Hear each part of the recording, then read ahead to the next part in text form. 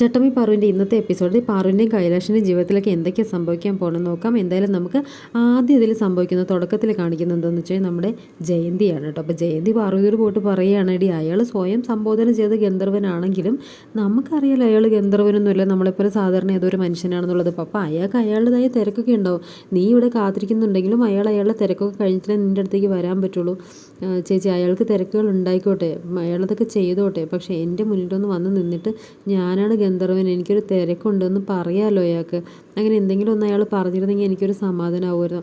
അപ്പോൾ ഇതിയുടെ പ്രിയനാണെങ്കിൽ ആകെ ചിരി വരികയാണ്. പാവം പാർവതി ഇനി അവളോട് സത്യങ്ങളൊന്നും മറച്ചു വയ്ക്കാതിരുന്ന് ഇരിക്കേണ്ട, ഇന്ന് അവളുടെ കാത്തിരിപ്പിന് ഞാൻ ഉത്തരം കൊടുക്കുമെന്ന് പറയണം. അപ്പോൾ ആ സമയത്ത് നമ്മുടെ ജയം പറയണം, അയാളിപ്പോൾ വരുന്നില്ലല്ലോ, ഇവിടെ പ്രണയത്തിലാണെങ്കിൽ ഒരു ചെറിയ വശപ്പശക്കുണ്ട്. ഇയാൾ അവളെ കണ്ടിട്ടില്ല, അയാൾ ആരാണെന്നോ എന്താണെന്നോ ഒന്നും അറിയില്ല. ചിലപ്പോൾ ഒരു പക്ഷേ ഇവളെ പറ്റിക്കാൻ വേണ്ടിയിട്ട് ആരെങ്കിലും അങ്ങനെ ചെയ്യുന്നതാണെങ്കിലോ എന്ന് പറയണേ. അയാൾ വന്നാലും ശരി വന്നില്ലെങ്കിലും ശരി, എന്തായാലും ശരി, നിനക്ക് ഒരു കുഴപ്പമില്ല, ആ രീതിയിൽ നിന്നാൽ മതി. നിൻ്റെ പ്രണയം പ്രശ്നമാണെന്നൊന്നും ഞാൻ പറയില്ല, പക്ഷെ ആരാണ് എന്താണെന്നൊന്നും അറിയാതെ ഇങ്ങനെ പ്രണയിക്കുന്നത് ശരിയല്ല എന്ന് പറയാനുണ്ട്. അപ്പോഴേക്കും മോഹൻ പറയും, എൻ്റെ പൊന്ന് ജയന്തി ഇതൊന്നും പറഞ്ഞിട്ട് അവളെ പേടിപ്പിക്കേണ്ട, നമ്മൾ ഇത്രയധികം ആൾക്കാരില്ലേ നമുക്ക്. അപ്പോഴത്തേക്കും നമ്മുടെ പ്രിയം പറയാണ്, അല്ല ഈ ഗന്ധർവൻ ഉടായ്പൊന്നുമല്ല, ശരിക്കും അയാൾ ഉണ്ട്. എനിക്ക് ഈ ഗന്ധർവൻ ആരാണെന്നും അയാളിപ്പോൾ എവിടെയാണ് നിൽക്കുന്നതെന്നും ഒന്ന് അറിഞ്ഞാൽ മതിയായിരുന്നു. ഇത് കേട്ടപ്പോഴേക്കും ജയന്തി പറയാണ്, പ്രിയ നിനക്ക് അറിയാമെന്നോ, എങ്കിൽ പറ അയാൾ ആരാണ്. അപ്പോഴേക്കും പാറും ഭയങ്കര എക്സൈറ്റഡ് ആവുകയാണ്. എന്നിട്ട് ഇത് പറയാൻ വേണ്ടിയിട്ട് നോക്കണം കേട്ടോ. പ്രിയനാണെങ്കിലും ഇത് പറയാതിരിക്കാൻ വേണ്ടിയിട്ട് നോക്കണം കേട്ടോ. വേണ്ട ചേച്ചി, അയാളോട് ചോദിക്കേണ്ട, ഇനിയും സങ്കടവും കാത്തിരിപ്പും കാണുമ്പോൾ അയാൾക്ക് തമാശയായിട്ടാണ് തോന്നുന്നത്. എൻ്റെ പോലൊരു അവസ്ഥ അയാൾക്ക് വരുമ്പോഴേ ആ കാത്തിരിപ്പിൻ്റെ വില അയാൾക്ക് മനസ്സിലാവുള്ളൂ. അയാൾ പറയണ്ടെന്ന് പറയുകയാണെ. അപ്പോഴേക്ക് പ്രിയം പറയാം, ഞാൻ പറയില്ല എന്നൊന്നും പറഞ്ഞില്ലല്ലോ, ഞാൻ പറയാം, പക്ഷെ താൻ എൻ്റെ കൂടെ വാ. തൻ്റെ കൂടെയോ? ഞാൻ എന്തിനാണ് വരുന്നത്? തനിക്ക് ഗന്ധർവനെ കാണണമെങ്കിൽ താൻ എൻ്റെ കൂടെ വാ രേവതി എന്ന് പറയണേ. രേവതി അല്ല, പാർവതി എന്ന് പറയാൻ കേട്ടോ. അപ്പോൾ ഇത് വയ്ക്കുന്നത് മോഹൻ പറഞ്ഞു, ഇവൻ്റെ മുഖഭാവവും അമ്മയെ പിടിച്ച് സത്യമിടുന്നതൊക്കെ കണ്ടിട്ട് ഏകദേശം ഗന്ധർവനെ ഇവനെ അറിയാമെന്ന് എനിക്ക് തോന്നുന്നത്. എന്തായാലും പാറു, നിനക്ക് ഗന്ധർവനെ കാണണ്ടേ, നീ എന്തായാലും അവൻ്റെ കൂടെ ചെല്ല് എന്ന് പറയുകയാണ്. അടുത്ത സീനിൽ കാണിക്കുന്നത് നമ്മുടെ കൈലാഷിനെയാണ് കേട്ടോ. കൈലാഷ് മുക്തയോട് ചോദിക്കുക, എൻ്റെ മുക്തേ ഒരു ഐഡിയ പറയാൻ പറ്റുന്നത് ഇത്ര നേരമായി, ഇതിപ്പോൾ എങ്ങനെയാണ് പാർവതി ഞാൻ പ്രപ്പോസ് ചെയ്യുക, നീ എന്നോടൊന്ന് പറ മുത്തേന്ന് പറയാം കേട്ടോ. കൈലാഷ്, പാർവതി പ്രപ്പോസ് ചെയ്യാനേ എനിക്കൊരു ഐഡിയ കിട്ടിയിട്ടുണ്ട്. നിനക്ക് ഐഡിയ കിട്ടിയോ? എന്ത് ഐഡിയ? അത് നമ്മൾ എത്രത്തോളം റിഹേഴ്സൽ ചെയ്യുന്നു അത്രത്തോളം പെർഫോമൻസ് പെർഫെക്റ്റ് ആവുമെന്ന് നീ കേട്ടിട്ടില്ലേ? എന്ന് വെച്ചാൽ നീ പാർവതിയോട് റിഹേഴ്സലൊന്നും ചെയ്യാതെ ചെന്ന് പ്രപ്പോസ് ചെയ്താൽ അതൊരു പക്ഷെ ശരിയാവണമെന്നില്ല. പക്ഷേ നീ റിഹേഴ്സൽ ഞാൻ പാർവതിയാണെന്ന് നീ പ്രപ്പോസ് ചെയ്ത് വിചാരിച്ചിട്ട് ഞാൻ പാർവതിയെ പോലെ നിൽക്കാം. അപ്പോൾ നിൻ്റെ ഭാഗത്ത് എന്തെങ്കിലും തെറ്റുണ്ടെങ്കിൽ ഞാൻ പറഞ്ഞു തരാം, നിൻ്റെ ടെൻഷനും കുറയും. ഇത് ആലോചിക്കുമ്പോൾ കൈലാശം തോന്നുകയാണ്, എന്നാൽ അങ്ങനെ ചെയ്യാം. ഞാൻ വിചാരിക്കുന്നു നീ പാർവതിയാണെന്ന്. നിന്നെ ഞാൻ പ്രപ്പോസ് ചെയ്യാൻ പോകണ്ടോ? നിന്നെ ഞാൻ കണ്ട നാൾ മുതൽ എൻ്റെ മനസ്സിൽ നല്ല സ്നേഹം തോന്നുകയാണെന്ന് പറഞ്ഞപ്പോഴേക്കും മുക്ത പറയും, എൻ്റെ പൊന്ന് കൈലാസേ, നീ എന്നെ പ്രപ്പോസ് ചെയ്ത് കഴിഞ്ഞിട്ട് ഒരു രസമില്ല. നീ എങ്ങനെ അവൾക്ക് പൂ കൊടുത്താൽ അതുപോലെ മുട്ടിൽ നിന്ന് പ്രപ്പോസ് ചെയ്യാന്ന് പറയണേ. എങ്കിലും നിൽക്കാമെന്ന് പറഞ്ഞിട്ട് പറയട്ടോ. എന്നിട്ട് മുട്ടിൽ നിന്ന് പ്രപ്പോസ് ചെയ്യാണ് കേട്ടോ. ഞാൻ ആദ്യമായിട്ട് നിന്നെ ഗ്രാമത്തിൽ വെച്ച് കാണുമ്പോൾ അവിടെ നിന്നൊരു കാറ്റുണ്ടായിരുന്നു. ആ കാറ്റ് എന്നോട് പറഞ്ഞെന്താണെന്നറിയോ? നിന്നെ ഞാൻ എപ്പോൾ കാണുമെന്നുള്ളൊരു ചിന്തയായിരുന്നു പറഞ്ഞത്. പിന്നെ നീ എൻ്റെ മുന്നിൽ നിൽക്കുന്നു. നിന്നെ കണ്ടതിൻ്റെ സന്തോഷം എനിക്ക് പറഞ്ഞറിയിക്കാൻ പറ്റുന്നത്. നീ എൻ്റെ ഭാര്യയായി എൻ്റെ വീട്ടിലേക്ക് വരുന്നത്, നിന്നെ സ്നേഹിക്കുന്നതും ഒക്കെ ഞാൻ സ്വപ്നം കണ്ടുപോയി. നീ എൻ്റെ കൂടെ എന്നും വേണമെന്നുള്ളത് ഞാൻ സ്വപ്നം കണ്ടുപോയി എന്നൊക്കെ പറയാൻ കേട്ടോ. ഐ ലവ് യു പാർവതി എന്ന് പറഞ്ഞിട്ട് പറയുകയാണെ. പാർവതിയായിട്ട് നിൽക്കുന്ന ആരാണ്? മുക്തയോടാണ് നമ്മുടെ കൈലാഷ് ഈ കാര്യങ്ങളൊക്കെ പറയുന്നത്. ചിന്തിച്ച് പോകണേ. അങ്ങനെ മുക്ത പറയാം, I love you to Kailash എന്ന് പറയുന്നത്. ഇതോട്ടെ കൈലാഷ്, മുക്ത നീ എന്തായി പറഞ്ഞത്? അല്ല ഞാനല്ല, പാർവതി ഇതൊക്കെ കേട്ടിട്ട് നിന്നോട് എന്ത് പറയുമെന്നാണ് ഞാൻ പറഞ്ഞത്. പാർവതി എന്തായാലും നിന്നോട് ഈ പ്രണയം തുറന്നു പറയും, അതുകൊണ്ടാണ് ഞാൻ നിന്നോടിത് പറഞ്ഞതെന്ന് പറയാണ്. ഇപ്പം എങ്ങനെയുണ്ട്? ഇപ്പം അടിപൊളിയായിട്ടുണ്ട്. നിൻ്റെ ഫീലിങ്സൊക്കെ നിൻ്റെ വർത്തമാനത്തിലൂടെ എനിക്ക് മനസ്സിലാക്കാൻ പറ്റിയിട്ടുണ്ട്. എന്ത് കുറവാണ് ഉള്ളത്? അത് പിന്നെ പ്രപ്പോസ് ചെയ്യേണ്ട രീതിയിലൊക്കെ നീ പ്രപ്പോസ് ചെയ്തിട്ടുണ്ട്. പക്ഷേ പ്രപ്പോസിന് ശേഷം അവളുടെ പുറം കയ്യിൽ ഒരു ചുംബനം കൂടെ കൊടുക്കണമായിരുന്നു. നീ കൊടുത്തില്ലല്ലോ. നമുക്ക് എൻ്റെ കൈയാണ് പാർവതിയുടെ കൈയെന്ന് വിചാരിച്ചുകൊണ്ട് നീ ചുംബനം ചെയ്തോ, എനിക്കൊരു കുഴപ്പമില്ലെന്ന് പറയണേ. അപ്പോൾ നീ ധൈര്യമായിട്ട് ചുംബിച്ചോ എന്ന് പറയണേ. പാർവതിയാണെന്ന് വിചാരിച്ചാൽ മതി എന്ന് പറയണേ. അപ്പോൾ കൈലാഷ്, അങ്ങനെയാണെന്നുണ്ടെങ്കിൽ മുട്ടുകുത്തി നിന്നിട്ട് മുക്തയുടെ കൈ പിടിച്ചിട്ട് ചുംബിക്കാൻ പോകുമ്പോഴേക്ക് കൈലാഷിൻ്റെ മനസ്സിലേക്ക് ഒരു നെഗറ്റീവ് അടിക്കണേ. കൈലാഷ് പറയും, വേണ്ട മുക്ത, പാർവതിക്ക് അതൊന്നും ഇഷ്ടപ്പെട്ടില്ല. എൻ്റെ പ്രണയം പാർവതിക്ക് വാക്കുകളിലൂടെ മനസ്സിലാക്കാൻ പറ്റിയിട്ടില്ലെങ്കിൽ പാർവതി ഒരു നാട്ടിൻപുറത്തുകാരി പെണ്ണല്ലേ, അവൾക്കങ്ങനെ ചുംബിക്കുന്നൊന്നും ഇഷ്ടമാവില്ല. ഞാൻ എന്തായാലും ഇങ്ങനെ പ്രപ്പോസ് ചെയ്യുള്ളൂ എന്ന് പറയണം. എങ്കിൽ പിന്നെ നിൻ്റെ ഇഷ്ടം, ഞാൻ പറഞ്ഞു എന്നേ ഉള്ളൂ, ബാക്കി എല്ലാം നിൻ്റെ ഇഷ്ടം എന്ന് പറയാം. നീ എന്തായാലും 100% നന്നായിട്ടാണ് പ്രപ്പോസ് ചെയ്യുന്നത്. അവൾ എന്തായാലും നോ പറയില്ല എന്നുള്ളത് ഉറപ്പാണ്. ഇത് കേട്ട് കൈലാഷിന് ഭയങ്കര സന്തോഷമാവാണ്. എന്നിട്ട് ഈ സമയത്ത് നമ്മുടെ മുക്ത പറയണേ, നിൻ്റെ ജീവിതത്തിൽ അവൾ ഒരിക്കലും ഉണ്ടാവില്ല കൈലാഷ്, നീ സന്തോഷിച്ച് പൊയ്ക്കോ. പക്ഷേ ആ സന്തോഷം അധിക നേരത്തേക്ക് ഉണ്ടാവില്ല. നിൻ്റെ ജീവിതത്തിൽ ഞാൻ മാത്രമേ ഉണ്ടാവുള്ളൂ. നീ ഇത് പാർവതിക്ക് വേണ്ടി പറഞ്ഞു എന്നല്ല, നീ എന്നോട് പറഞ്ഞു എന്ന് തന്നെയാണ് ഞാൻ വിചാരിച്ചിരിക്കുന്നത്. നീ എൻ്റെ സ്ഥാനത്ത് സമയത്ത് മറ്റൊരു പെണ്ണിനെ നിന്നെ സ്വന്തമാക്കാൻ ഞാൻ സമ്മതിക്കില്ലടാ, അത് ആര് തന്നെയാണെങ്കിലും ഞാൻ സമ്മതിക്കില്ല എന്ന് പറഞ്ഞിട്ട് മുക്ത പറയണം. അടുത്ത സീനിൽ കാണിക്കുന്നത് പ്രിയനെയും പാർവതിയാണ്. അപ്പോൾ പ്രിയനാണെങ്കിലോ ഗന്ധർവനെ കാണിച്ചിരുന്നുകൊണ്ട് പാർവതി കൂട്ടിക്കൊണ്ട് വരാൻ കേട്ടോ. പാർവതി ചോദിക്കുകയാണ്, താൻ കുറേ നേരമായാലോ ഗന്ധർവനെ കാണിച്ചിട്ട് പറയുന്നത്, എന്നിട്ട് താൻ എന്താ ഇങ്ങനെ ചെയ്യുന്നത്? അത് നമ്മളിപ്പോഴേ സ്റ്റോർ റൂമിലേക്കാണ് പോകുന്നത്. സ്റ്റോർ റൂമിൽ നിന്ന് ആ മൊമെൻറ്റോസൊക്കെ എടുത്തിട്ട് വരാനായിട്ട് സാറ് പറഞ്ഞല്ലോ. അപ്പോൾ എന്നെ കൊണ്ട് ഒറ്റയ്ക്ക് എടുത്തിട്ട് വരാൻ പറ്റില്ല, ഒരാളുടെയും കൂടെ സഹായം എനിക്ക് വേണം. അതുകൊണ്ടാണ് നിന്നെ വിളിച്ചത്. ഓ, താൻ സ്റ്റോർ റൂമിലേക്കോ എങ്ങോട്ടോ പൊയ്ക്കോ, പക്ഷേ ഗന്ധർവൻ ആരാണ് അത് താൻ എന്നോട് പറ. ഞാൻ പറയാടോ, താൻ സ്റ്റോർ റൂമിലേക്ക് വാ. താൻ സ്റ്റോർ റൂമിലേക്ക് വരുമ്പോൾ അവിടെ തന്നെ ഗന്ധർവനുണ്ടാവും. സ്റ്റോർ റൂമിൽ ഒളിച്ചിരിക്കാൻ ഗന്ധർവൻ എന്താ കള്ളനാണോ? അപ്പോൾ തൻ്റെ കൂടെ ഒറ്റയ്ക്ക് സ്റ്റോർ റൂമിൽ വരാനൊന്നും എന്നെ കൊണ്ട് പറ്റില്ല, ഞാൻ വരില്ല എന്ന് പറയണേ. താൻ എന്താണ് എൻ്റെ കൂടെ സ്റ്റോർ റൂമിൽ വരാത്തത്? തന്നോട് ഇപ്പം മോഹനോ അല്ലെങ്കിൽ കരുണാകരനോ പറഞ്ഞാൽ താൻ പോവുമല്ലോ. ഞാനൊന്ന് ചോദിക്കട്ടെ, കരുണാകരനോ ബാക്കിയുള്ളവർ ആര് വിളിച്ചാൽ താൻ പോകുമല്ലോ. തന്നെ ഞാൻ എന്ത് ചെയ്തിട്ടുള്ളൂ? താൻ എന്നോട് ഇങ്ങനെ പറഞ്ഞു. തൻ്റെ സ്വഭാവം എനിക്ക് അറിയാടോ എന്ന് പാർവതി ഇങ്ങനെ അടക്കം പറയുകയാണേ. തനിക്ക് എന്തായാലും തൻ്റെ ഗന്ധർവനെ കാണുമെങ്കിൽ താൻ സ്റ്റോർ റൂമിലേക്ക് വാ. അല്ലെങ്കിൽ ഇപ്പോൾ കൈലാഷം വന്നിട്ട് ചോദിക്കുക, എന്താ പാർവതി നിങ്ങളിവിടെ നിൽക്കുന്നത്? അപ്പോൾ താൻ എന്ത് പറയും? ഞാൻ സത്യം പറയും. എന്ത് സത്യം പറയും? തനിക്ക് എൻ്റെ കൂടെ വരാനായിട്ട് ഇഷ്ടമില്ലാത്തതുകൊണ്ടാണെന്നോ, അല്ലെങ്കിൽ താൻ ഇതുവരെ കാണാത്ത എൻ്റെ ഗന്ധർവനെ കാണാൻ വേണ്ടിയിട്ട് താൻ നിൽക്കുകയാണെന്നോ? അപ്പോൾ എന്താ പറയുക, താനിപ്പോൾ ഗന്ധർവൻ്റെ കാര്യം കൈലാഷേട്ടനോട് പറഞ്ഞു എന്ന് തന്നെ ഇരിക്കട്ടെ, കൈലാസ് സാറിനോട് പറഞ്ഞു എന്ന് തന്നെ ഇരിക്കട്ടെ. താൻ ഇത്ര കാലം കണ്ടിട്ടില്ലാത്ത കത്തിലൂടെ മാത്രം പ്രപ്പോസ് ചെയ്ത ഒരാളെ താൻ എങ്ങനെയാണ് വിശ്വസിക്കുന്നത്? താനൊരു മണ്ടിയാണെന്ന് ചോദിക്കുകയാണ്. അതിനുശേഷം ഗന്ധർവൻ ആരാണെന്ന് കണ്ടെത്തിയിട്ട് അയാളെ കുറിച്ച് പോലീസിനോട് പറയാം. പിന്നെ തൻ്റെ ഗന്ധർവനെ പോലീസ് പിടിച്ചുകൊണ്ട് പോയി താൻ ലോക്കപ്പിലിടും. താൻ ഇത്രയും കാലം സ്നേഹിച്ച, താൻ ഇത്രയും കാലം കണ്ടുകൊണ്ടിരുന്നു കഴിഞ്ഞാൽ തൻ്റെ ഗന്ധർവനെ പോലീസ് സ്റ്റേഷനിൽ കാണണോ?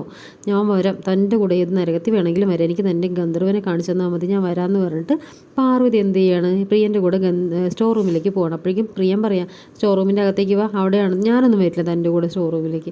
എങ്കിൽ തന്നെ ഇഷ്ടംപോലെ ചെയ്തോ, തനിക്ക് ഗന്ധർവനെ കാണണം. ഗന്ധർവൻ്റെ അടുത്ത് എത്തിയിട്ടുണ്ടെങ്കിലും തനിക്ക് ഗന്ധർവനെ കാണാനുള്ള യോഗമില്ല എന്നാണ് എനിക്ക് തോന്നുന്നത്.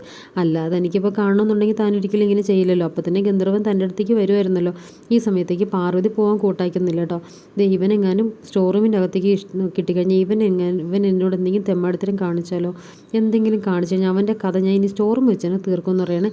അപ്പോൾ അവിടെ പതുങ്ങി നിൽക്കുന്ന മായ പാർവതി കണ്ണിന് പാർവതി വക വരുത്താനായിട്ട് മായ ഉദ്ദേശിച്ച് നിൽക്കുകയാണ്. അരവിന്ദ് കൊണ്ടുവന്നിട്ടുള്ള കില്ലറാണ് ഈ മായ. അയാളാണെങ്കിൽ പാർവതിയെ കൊല്ലാനായിട്ട് കൊണ്ടുവന്നിരിക്കുകയാണ്. അതിനിടയ്ക്ക് നിവൃത്തിയില്ലാതെ സ്റ്റോർ റൂമിനകത്തേക്ക് പാർവതി കയറാണ്. താൻ പറഞ്ഞു ഇവിടെ ഗന്ധർവനുണ്ടെന്ന്. എവിടെയോ ഗന്ധർവൻ എന്ന് പറഞ്ഞിട്ട് ചോദിക്കുകയാണ്. ഞാൻ ചുമ്മാ പറഞ്ഞില്ല, ഇവിടെ ഗന്ധർവനുണ്ടെന്നേ. ഉറപ്പായിട്ടും ഉണ്ട്. പക്ഷേ അതിനു മുമ്പായിട്ട് ചില കാര്യങ്ങൾ ഗന്ധർവൻ തന്നോട് ചോദിക്കാൻ പറഞ്ഞിട്ടുണ്ട്. അതെന്തൊക്കെയാണെന്ന് ചോദിക്കട്ടെ. അത് പിന്നെ ഗന്ധർവനെ കാണാൻ വലിയ ഭംഗിയൊന്നുമില്ല. ഗന്ധർവൻ എന്ന് അയാൾ പറഞ്ഞെങ്കിലും ആ കാഴ്ചയ്ക്ക് അത്ര സുന്ദരനൊന്നുമില്ല. അങ്ങനെയാണെങ്കിൽ താൻ അയാളെ സ്വീകരിക്കുമോ? അയാൾ എങ്ങനെയാണെങ്കിലും എനിക്ക് കുഴപ്പമില്ല. എൻ്റെ കണ്ണിൽ ഗന്ധർവൻ നല്ല സുന്ദരൻ തന്നെയാണ്. പിന്നൊരു ഡൗട്ട് എന്താണെന്ന് വെച്ച് കഴിഞ്ഞാൽ ഗന്ധർവൻ ഒരു വശപ്പശക്കാണെങ്കിലോ എന്ന് വെച്ചാൽ അതായത് അയാളുടെ സ്വഭാവത്തിൽ ചെറിയ ദോഷങ്ങളൊക്കെ ഉണ്ടെങ്കിലോ താൻ അയാളെ സ്വീകരിക്കുമോ? അയാളുടെ സ്വഭാവത്തിൽ ഒരു ദോഷവും ഇല്ല. അയാൾ എനിക്ക് വേണ്ടി എന്തൊക്കെയാണ് ചെയ്തിരിക്കുന്നത്? എൻ്റെ സാലറി പൈസ കളഞ്ഞു പോയത് അതേപടി എൻ്റെ കയ്യിലെത്തിച്ചു. അയാൾ എഴുതിയിരിക്കുന്ന കത്തുകളിലെല്ലാം പ്രണയമാണ് ഞാൻ കണ്ടിരിക്കുന്നത്. അങ്ങനെയുള്ള ഒരാൾക്ക് എങ്ങനെയാണ് മോശമാവാൻ പറ്റുക? അയാൾ മോശപ്പെട്ടവനല്ല. അതുകൊണ്ട് തന്നെ എൻ്റെ ഗന്ധർവനെ എനിക്ക് ഇഷ്ടപ്പെടുമെന്ന് പറയണേ.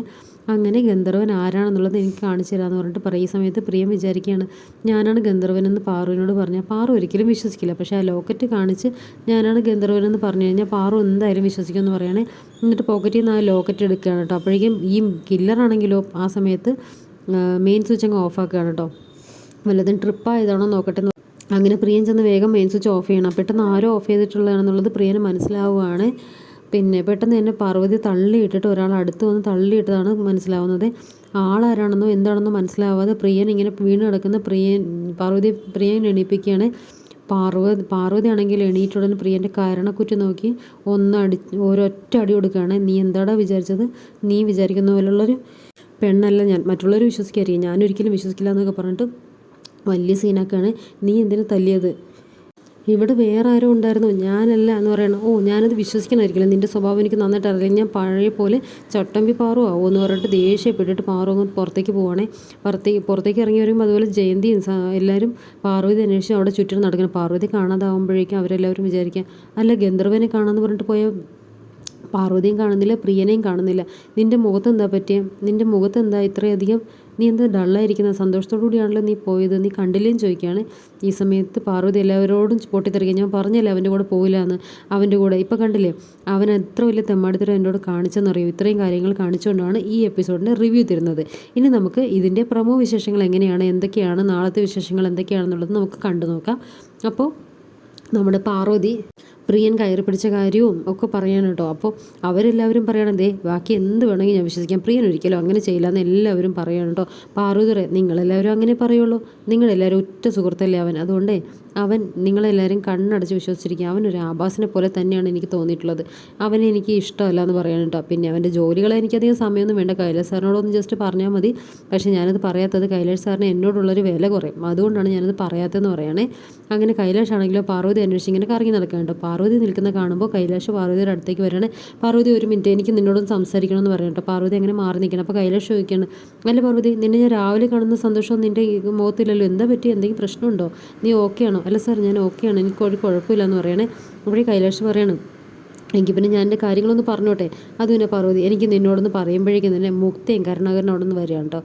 അപ്പോൾ ഒരു കാരണവശാലും ആ ലവ് പ്രപ്പോസ് ചെയ്യാൻ സമ്മതിക്കരുതെന്ന് പറയണേ. അപ്പോൾ നമ്മുടെ ഐശ്വര്യ ആണെങ്കിൽ ഈ സമയത്ത് പാട്ടും പാടി വന്നുകൊണ്ടിരിക്കുന്നുണ്ട് കേട്ടോ. ഐശ്വര്യയുടെ കാലാണെങ്കിലോ ഇടം കാല് വെച്ച് തട്ടിയിടുകയാണ് നമ്മുടെ മുക്ത. ഐശ്വര്യ നേരെ ചെന്ന് വീഴുന്നതിന് കൈലാസിൻ്റെ ഡ്രസ്സിൻ്റെ മുകളിലേക്കാണ് കേട്ടോ. അപ്പോൾ ഐശ്വര്യയുടെ കയ്യിൽ കൂൾ ഡ്രിങ്ക്സ് അങ്ങ് താഴെ വീഴാണ്.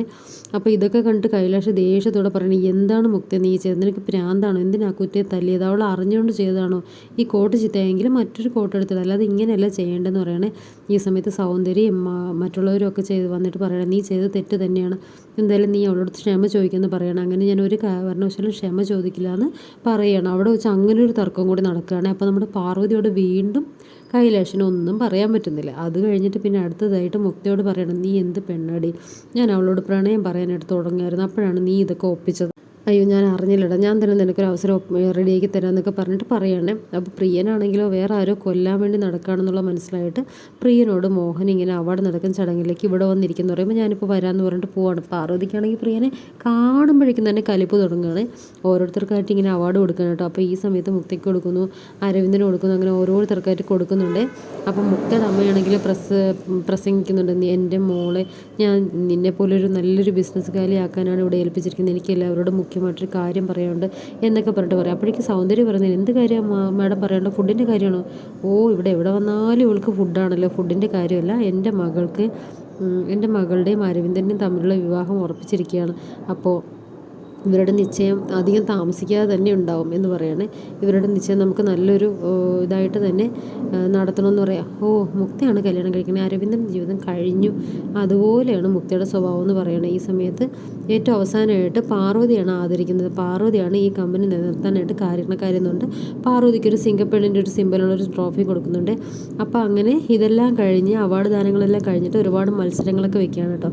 കസേര കളിയൊക്കെ വെക്കുകയാണ്. അപ്പോൾ കൈലാഷും അതിൽ പാർട്ടിസിപ്പേറ്റ് ചെയ്യുന്നുണ്ട്. ഇപ്പോൾ കരുണാകരനും രവിയും എല്ലാവരും അതിലുണ്ട് കേട്ടോ. എല്ലാവരും കളിച്ച് അവിടെ നിൽക്കുന്ന സമയത്ത് നമ്മുടെ കൈലാഷും പ്രിയനും മാത്രമാവുന്നു. ഈ സമയത്ത് പാർവതി മനസ്സിൽ വിചാരിക്കണം, ദൈവമേ പ്രിയൻ തോറ്റു പോണേ, കൈലാഷ് സാർ ജയിക്കണേ എന്ന് പറയണേ. ഇങ്ങനെ പ്രാർത്ഥിച്ചുകൊണ്ടിരിക്കുന്ന സമയത്ത് കൈലാഷ് സാർ തന്നെയാണ് ജയിക്കുന്നത്. അപ്പോൾ പാർവതിക്ക് ഭയങ്കര സന്തോഷമൊക്കെ ആവുന്നുണ്ട്. അതിനുശേഷം കാണിക്കുന്നത് പാർവതി കൊല്ലാനായിട്ട് കാണിക്കുന്ന ഗുണ്ടുണ്ടല്ലോ, അയാളെ പ്രിയൻ കണ്ടിട്ടുണ്ട്. ഈ ലുക്കിൽ നടന്നു കഴിഞ്ഞാൽ പ്രിയൻ എന്തായാലും പിടിക്കുക, അതുകൊണ്ട് സാരി കൊടുത്ത് പെണ്ണിൻ്റെ വേഷത്തിലാണ് ആ മായ അവിടെ വന്നിരിക്കുന്നത്. ആ സമയത്ത് അരവിന്ദൻ വിചാരിക്കുകയാണ്, ഓ ഇവളെ കൊല്ലാനായിട്ട് പറഞ്ഞ ആ മായ ഇത് ഏത് വഴി പോയി കിടക്കുകയാണോ, അവനെ ഒന്ന് വിളിക്കട്ടെ എന്ന് പറഞ്ഞിട്ട് മായ പറയട്ടെ. എപ്പോൾ ഞാൻ അവളെ എന്ത് ചെയ്യാൻ നോക്കുന്നു, ഒരുത്തം മുന്നിൽ വന്ന് ചാടുമെന്ന് പറയാം കേട്ടോ. ഞാനിപ്പോൾ പെണ്ണിൻ്റെ വേഷത്തിൽ നിൽക്കുകയാണെന്ന് പറഞ്ഞിട്ട് പറയണ്ട. ഇത്രയും കാര്യങ്ങളൊക്കെയാണ് ഈ നാളത്തെ എപ്പിസോഡിൽ വരാൻ പോകുന്നത്. റിവ്യൂ ഇഷ്ടപ്പെട്ടു കഴിഞ്ഞാൽ ഒന്ന് ലൈക്ക് ചെയ്യാനും സബ്സ്ക്രൈബ് ചെയ്യാനും മറക്കരുത് കേട്ടോ.